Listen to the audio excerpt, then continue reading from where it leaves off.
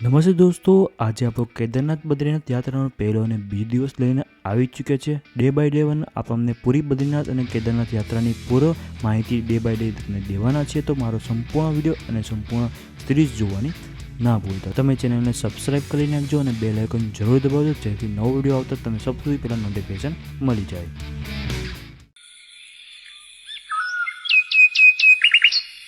નમસ્તે દોસ્તો, અત્યારે આપણે જે જગ્યાએ ઊભા છીએ તે સાબરમતી રેલવે સ્ટેશન છે. તમારે જો હરિદ્વાર જવું હોય અથવા તો ચારધામની યાત્રા કરવા માટે જવું હોય તો તમે સાબરમતીથી દિલ્હી એક ટ્રેન મળતી હોય છે, 11:30 ઉપડતી હોય છે, જે તમને હરિદ્વાર સુધી પહોંચાડતા હોય. હરિદ્વાર પહોંચવા માટે તમે દિલ્હી પણ આવી શકો છો અને દિલ્હીથી પણ તમે હરિદ્વાર જઈ શકો છો. તમે આ ટ્રેન જોઈ રહ્યા છો જે યોગા એક્સપ્રેસ છે અને તે તમને હરિદ્વાર પહોંચવા માટે 24 કલાક જેટલો ટાઈમ લેતો હોય છે. જો તમે ગુજરાતથી જઈ રહ્યા છો તો આ ટ્રેન તમને સાબરમતી, ગાંધીનગર, કલોલ, મહેસાણા, ઊંઝા, સિદ્ધપુર, પાલનપુર આટલા સ્ટેશનોથી તમે ગુજરાતથી ચડી શકતા હો છો. આ ટ્રેનમાં સ્લીપરમાં 600 રૂપિયા અને થર્ડ એસીના તમે 1500 રૂપિયા જેટલો ચાર્જ લાગતો હોય છે. કેદારનાથ યાત્રામાં પહેલો દિવસ આપણો ટ્રેનમાં નીકળવાનો છે. તે 24 કલાક લાગશે તેમાં હરિદ્વાર પહોંચતા. તો ફર્સ્ટ ડેમાં તમારી જર્ની રહેશે, બીજા દિવસ સુધી તમે હરિદ્વાર પહોંચતા હો છો. દોસ્તો, અત્યારે આપણે હરિદ્વાર પહોંચી ચૂક્યા છે અને હરિદ્વાર ટાઈમ ટુ ટાઈમ તમને પહોંચાડતો હોય છે. 11:30 આપણે હરિદ્વાર રેલવે સ્ટેશને ઉતરી ગયા હતા. હરિદ્વારમાં તમને રેલવે સ્ટેશનની સામે બાઇક અને એક્ટિવા રેન્ટ પર લેવું હોય તો બહુ બધી દુકાનો તમને જોવા મળી જતી હોય છે. દોસ્તો, હરિદ્વારમાં રહેવાની વાત કરીએ તો રેલવે સ્ટેશનની સામે તમને ગુજરાતી ગલી જોવા મળી જતી હોય છે. ત્યાં તમને બહુ બધી ધર્મશાળાઓ જોવા મળી જતી, તે ઉપરાંત હોટલો પણ જોવા મળી જતી હોય. ત્યાંથી 3 કિલોમીટર હરકી પોળી આવેલી છે. ત્યાં પણ તમને હોટલો ને બધું મળી રહેતું હોય છે. હરકી પોળી સુધી પહોંચવા માટે તમે પર પર્સન 20 રૂપિયા જેટલો ચાર્જ દઈને તમે રિક્ષામાં પહોંચી શકો છો. હરિદ્વારમાં તમને 700થી 800માં નોન એસી રૂમ, તે ઉપરાંત ધર્મશાળા તમને 400થી 500 રૂપિયામાં મળી રહેતી હોય છે. જો તમે હરિદ્વારમાં રોકાવા માંગતા હો તો ગુજરાતી ધર્મશાળા બહુ તમારી માટે બેસ્ટ રહેવાની છે. તે ઉપરાંત ત્યાંનું ભોજન તમને માત્ર 120 રૂપિયામાં અનલિમિટેડ મળી રહેતું હોય છે. તો તમને ભોજનની પણ સારી એવી વ્યવસ્થા અહીંયા થઈ જતી હોય છે. દોસ્તો, હરિદ્વાર પહોંચ્યા પછી આરામ કરીને 4 વખત તમે હરકી પોળી માટે નીકળી જાઓ. ઓટો દ્વારા માત્ર 20 રૂપિયામાં તમને હરકી પોળી સુધી ઉતારી દેતા હોય છે. ત્યાં તમને ગંગાજળ ભરવા માટેના કંઈક ટેન્ટ પણ મળી જતા હોય છે, તે લેવું હોય તો તમે પરચેસ કરી શકો છો. તમે આ જોઈ રહ્યા છો ગંગા નદીનો ખૂબસૂરત વ્યૂ અને અહીંયા બહુ બધા ઘાટ બનેલા છે. તો તે ઘાટ ઉપર તમે સ્નાન કરી શકતા હો છો. આ પુલ ઉપરથી તમે સામેના ઘાટ ઉપરથી તમે જઈ શકતા હો છો અને તમે ઘાટ જોઈ રહ્યા છો તો આ ઘાટ ઉપર તમે સ્નાન કરી શકો છો. તમે સ્નાન કરવું હોય તો આ બાજુની સાઈડના ઘાટ ઉપર કરજો, ત્યાંથી પબ્લિક ઓછી હોય તો સારી રીતે તમારું સ્નાન થતું હોય છે. દોસ્તો, અત્યારે આપણે જે હરિદ્વારમાં આવેલી હરકી પોળી પર ત્યાં ગંગા આરતી થતી હોય છે, તો તમને થોડાક દર્શન કરવાની કોશિશ કરો અને ફર્સ્ટ ડેમાં તમારે ગંગા આરતી અટેન્ડ કરવા ના પડતા. દોસ્તો, ગંગાજીને ચડાવવા માટે તમારા પત્તાનો દિયા લેવો હોય તો 20 રૂપિયામાં તમને અહીંયા ગંગા ઘાટ ઉપર દિયા મળી રહેતા હોય છે, તો તમે એ ગંગા નદીમાં પધરાવી શકો છો. દોસ્તો, તમે હરકી પોળી ઘાટ ઉપર તમને આ ગંગા મંદિર જોવા મળી જતું હોય છે. તે ઉપરાંત તમે લક્ષ્મીનારાયણનું મંદિર, હનુમાનજીનું મંદિર એવા કેટલાક મંદિરો તમને અહીંયા જોવા મળી જતા હોય છે, તો તેના તમે દર્શન કરી શકતા હો છો. આ તમે બ્રિજ જોઈ રહ્યા છો, એ બ્રિજની પાછળની સાઈડ ગંગા આરતી થતી હોય છે. તે જગ્યાએ ટાઈમે પહોંચીને તમારી જગ્યા લઈ લેજો. દોસ્તો, તમને અહીંયા નદી ઉપર એક ઘાટથી બીજા ઘાટ ઉપર જવા માટે વોકવે બ્રિજ જોવા મળી જતા હોય, જેના લીધે તમે આસાનીથી એક ઘાટથી બીજા ઘાટ ઉપર જઈ શકતા હો છો. અહીંયા મંદિરની પાસે તમને કેટલાક પૂજારીઓ બેઠેલા જોવા મળી જતા હોય છે. જો તમારે આરતીને એવું પૂજા કરાવી હોય તો તમે પૂજા અહીં કરાવી શકતા હો છો. દોસ્તો, અત્યારે હરકી પોળી છે અને ઠંડીના ટાઈમે આવી રહ્યા છો તો 5:30નો ટાઈમ હોય છે. તમે ગરમીના ટાઈમમાં આવી રહ્યા છો તો આરતીનો 6:30નો ટાઈમ હોય છે, તો તમે 5:30થી 6 વાગ્યા સુધીમાં ગરમી ટાઈમે આવી રહ્યા છો પહોંચી જાઓ, તો સારી એવી જગ્યા મળી જાય બેસવા. તો જે લોકો આગળ બેઠેલા તમને જોવા મળે છે તે લોકો ગંગા પૂજા માટે કેટલું રજિસ્ટ્રેશન થતું હોય છે, તે કરીને તમે અહીં આ ગંગા પૂજા કરાવી શકતા હો છો.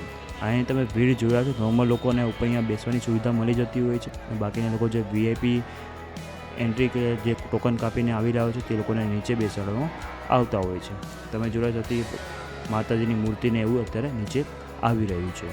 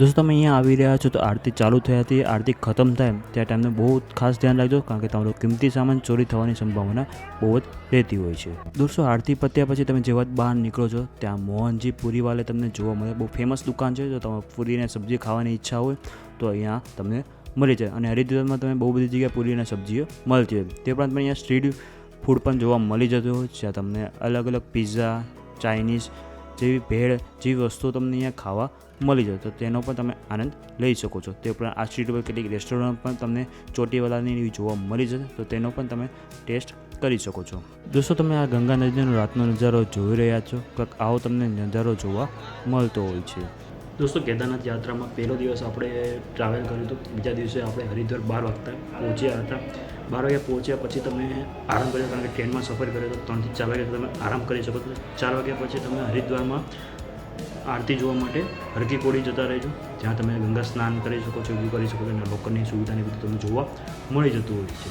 તો તમે ત્યાં લોકરની સુવિધા છે તો તમે સામાન મૂકી શકો છો. ગંગાના પાણીમાં તમે સ્નાન કર્યા પછી તમે ગંગા આરતીનો આનંદ લઈ શકો છો. જે આરતી 6 વાગ્યા આજુબાજુ ચાલુ થઈ જતી હોય, તમે ત્યાં પહોંચી જજો.